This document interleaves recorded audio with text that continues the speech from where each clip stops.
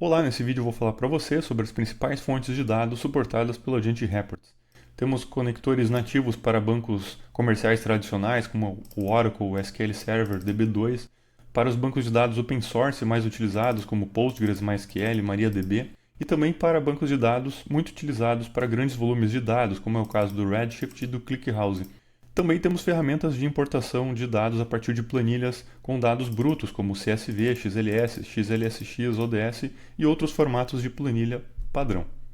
Agora eu vou mostrar para você qual é o fluxo de trabalho dentro da plataforma. Dentro da plataforma Agent Reports, nós podemos criar uma conexão online com qualquer banco de dados relacional externo, como é o caso de Oracle, SQL Server, Postgres, MySQL e outros.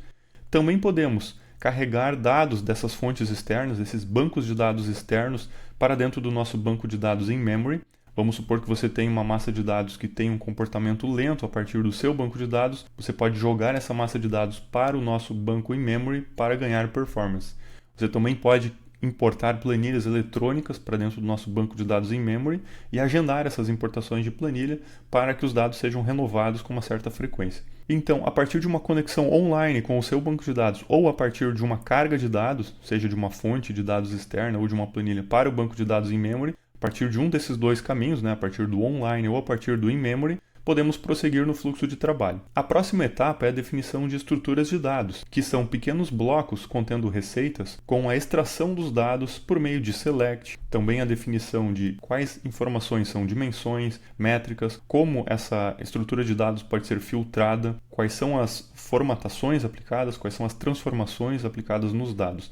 A partir desses pequenos blocos de receitas, com as extrações de dados, nós podemos criar dezenas ou centenas de outros dashboards e relatórios. É importante lembrar que sempre que você alterar a receita, a estrutura de dados, automaticamente os objetos dependentes serão sincronizados, serão atualizados. Então você mantém uma administração centralizada dessa lógica. A partir da criação dos relatórios e dashboards, partimos para as liberações, ou seja, liberação de consulta pela web, mobile, compartilhamento e permissionamento de quem vai poder visualizar o que, agendamento para disparar e-mails automaticamente ou também embarcar dashboards em aplicações. Agora eu vou mostrar para vocês dentro da aplicação onde nós podemos criar uma conexão de dados.